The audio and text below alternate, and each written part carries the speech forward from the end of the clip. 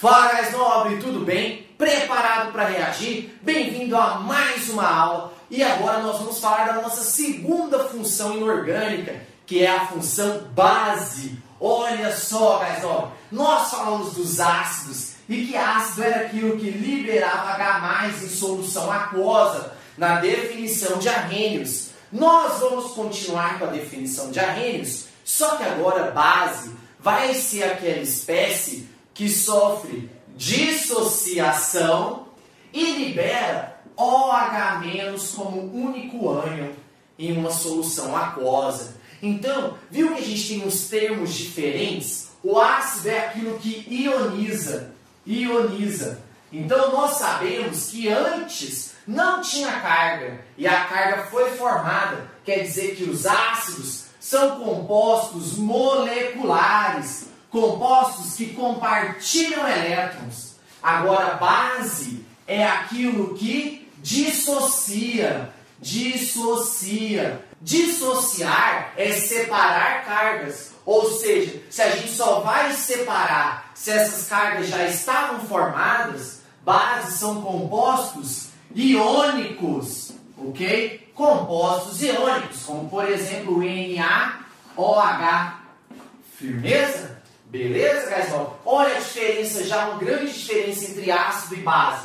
Ácido libera H+, ele ioniza, porque são compostos moleculares. A base libera o OH-, mas ela só dissocia, ou seja, só separa as cargas, porque ela já é um composto iônico. Essas cargas já existem, ok? Portanto, por essa característica, as bases são formadas por metais, ok? Metais, sódio, lítio, potássio, cálcio, magnésio, ferro, beleza? Formado por metais e o NH4, ok? O NH4 não é um metal, mas ele é capaz de formar uma base com a hidroxila, ok? O OH- nós vamos chamar de hidroxila. Firmeza? Então, base é um composto formado por um metal, ou NH4+, junto com OH-. Então, nós temos aqui, ó, Na+, o sódio da família 1A, tem um elétron na última camada, a carga dele é mais. Ele vai se juntar com OH-, formando o NaOH. Olha o cálcio. O cálcio é da família 2, tem 2 elétrons na última camada. Ele perde esses 2 elétrons, fica 2+. Ao se juntar com a hidroxila, vai formar o CaOH2. Beleza? Olha o alumínio. Alumínio é um metal da família 3, tem 3 elétrons na última camada. Ele pode perder esses 3 elétrons, a carga vai ficar mais 3. Ao se juntar com a hidroxila, nós vamos cruzar as cargas e vamos ter AlOH3. Tá vendo, galera? Que a quantidade de hidroxila depende da carga do metal. O sódio é um metal monovalente, tem apenas uma carga positiva. Equilibrei com uma carga negativa. O cálcio é bivalente, são 2 positivos, então eu precisei de 2 negativos, de 2 OH-. Olha só, 2 OH-. Olha o alumínio, é trivalente, tem 3 cargas negativas, precisei então de 3 hidroxilas. Tá vendo? Então são compostos iônicos, a gente cruza as cargas e acha cada um deles. Firmeza? E aqui não podemos deixar de falar do nosso NH4OH. Né? Carga é mais, precisa apenas de um OH-. Então, NH4OH, uma outra base. A única base aí que nós vamos estudar que não é formada por metal. Firmeza, guys nobre? Então, essa é a definição de base. É aquilo que em meio aquoso dissocia, liberando OH- como único ânion. Firmeza? A definição de Arrhenius, que considera o meio aquoso. Dito isso, e sabendo que as bases são formadas por metais ligados à hidroxila, nós podemos dar nome às bases. E o nome da base é um molde de vezes mais fácil que o nome do ácido. É bem simples, presta atenção. Guys, olha aqui o quanto é simples. O nome da base eu vou dar hidróxido e o nome do metal. Hidróxido é o OH. Fechou?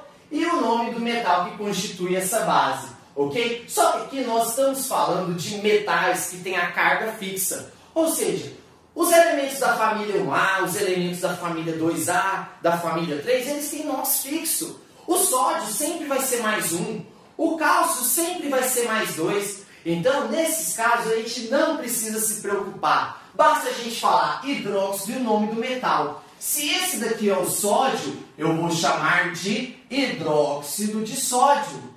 Se esse daqui é o cálcio, eu vou chamar de hidróxido de cálcio. Se esse daqui é o alumínio, eu vou chamar de hidróxido de alumínio. Se esse daqui é o potássio, eu vou chamar de hidróxido de potássio. Se esse é o magnésio, eu vou chamar de hidróxido de magnésio. É muito simples. Basta eu falar hidróxido e o nome do metal. Não tem erro. Ok? Porém, mas calma, esse porém não é tão bruto assim, né? Sempre tem um porém. Mas, porém, nós temos metais que podem variar o NOx. Ou seja, podem ter cargas diferentes. Dá uma olhada aqui comigo. Olha isso daqui. FeOH2 e FeOH3. Olha só. Esse é um hidróxido de ferro. Então, beleza, ó. Hidróxido de ferro. E esse? Hidróxido de ferro. Peraí, esse é hidróxido de ferro. Esse também. Mas são fórmulas diferentes. Eu não posso dar o mesmo nome para coisas diferentes. Como que eu vou diferenciar eles? Gás nobre, por que aqui tem 2? Ué, lembra que a gente falou que neutraliza a carga? Que o OH é menos? Lembra disso? Se eu usei 2 OH-, quer dizer que o ferro é quanto? Ah, quer dizer que esse ferro tem carga mais 2, ó. Porque aqui tem 2 OH-, tem duas cargas negativas, então ele tem duas cargas positivas. Agora, nesse ferro aqui, ó, tem 3 OH-. Ah, então tem 3 cargas negativas. É porque esse ferro, então, tem 3 cargas positivas. Aí eu precisei de 3 negativas para neutralizar. Então, olha, agora eu tenho compostos diferentes. Porque nesse composto, o ferro tem carga mais 2. Tanto é que precisou de 2 OHs. E nesse composto, o ferro tem carga mais 3. Tanto é que precisou de 3 OHs. Como que eu vou diferenciar esse hidróxido de ferro desse? Dizendo a carga de cada um. Olha que bacana. Então, esse é o hidróxido de ferro 2. Hidróxido de ferro 2. Vou escrever assim, algarismo romano. Ó, hidróxido de ferro 2. Olha o de baixo. Vai ser o hidróxido de ferro 3. Simples, né? Só falar a carga do metal. Ok? Então, aqui como a carga é 3, eu vou falar hidróxido de ferro 3. Aqui como a carga é 2, eu vou falar que é hidróxido de ferro 2.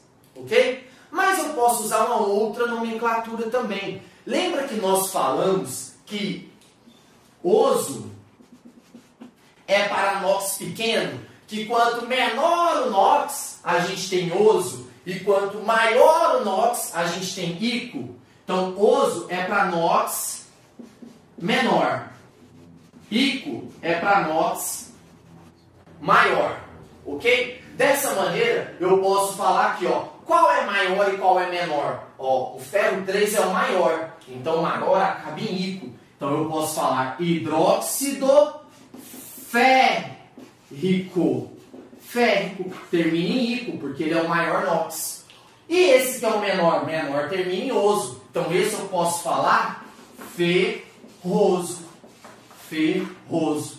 Ok? Então eu posso falar a carga do elemento, ou posso usar oso para o menor NOx e ico para o maior NOx. Ok? Mas como que eu vou saber? Gás nobre, tem alguns metais que são importantes, que sempre variam o NOx. São esses aqui, ó. É o fenico,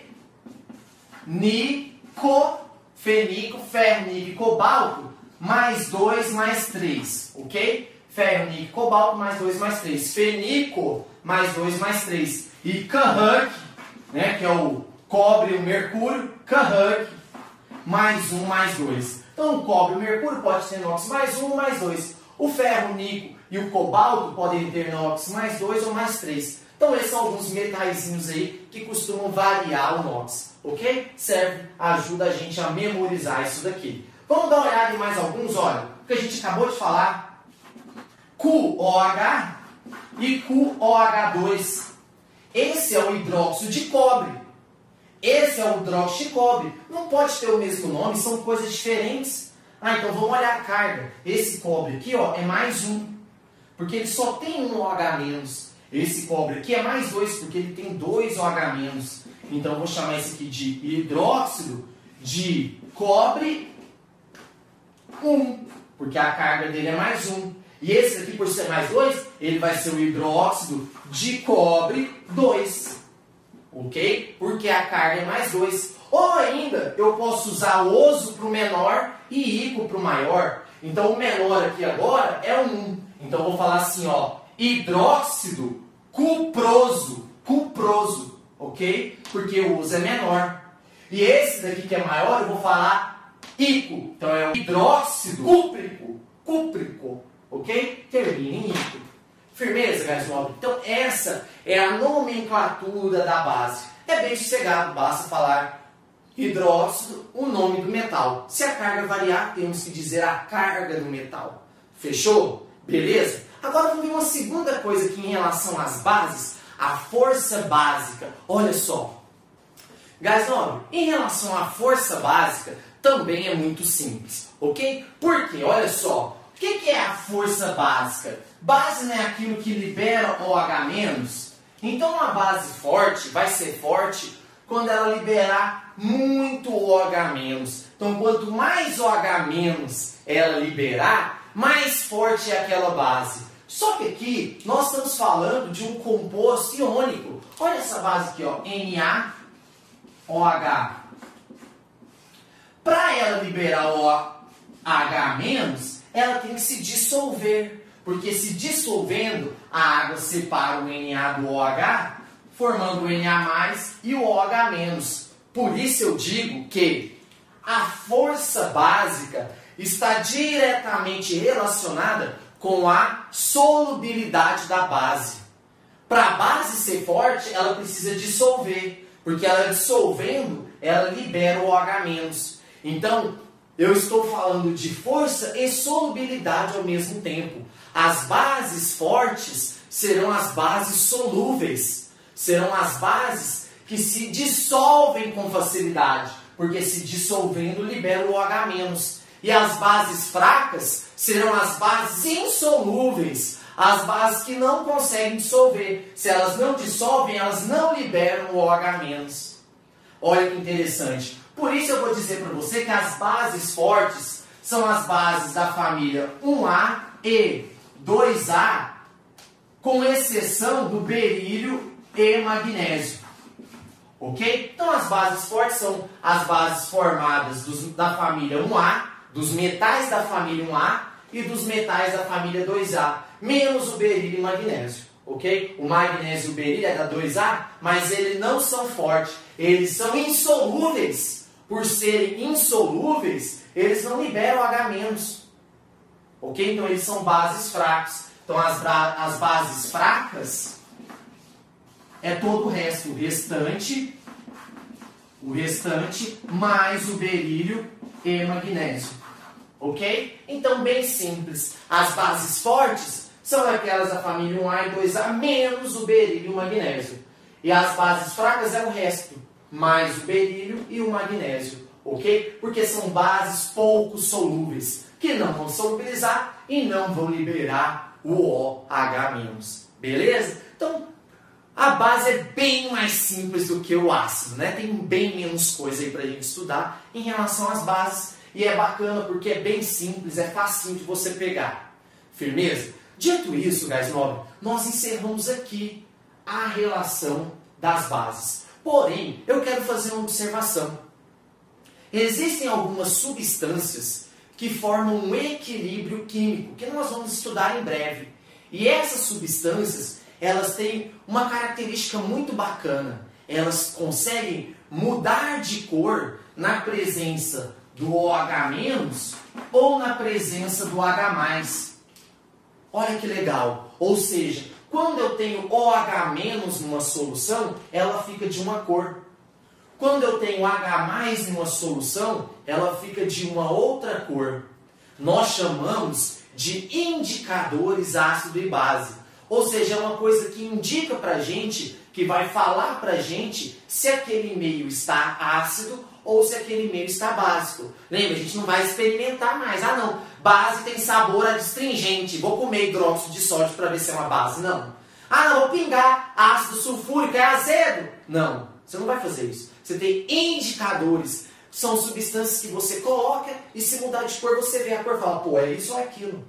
Beleza? Por exemplo, tem um indicador muito legal que é a fenolftaleína. A fenolftaleína, quando nós estamos no meio ácido, ela é incolor.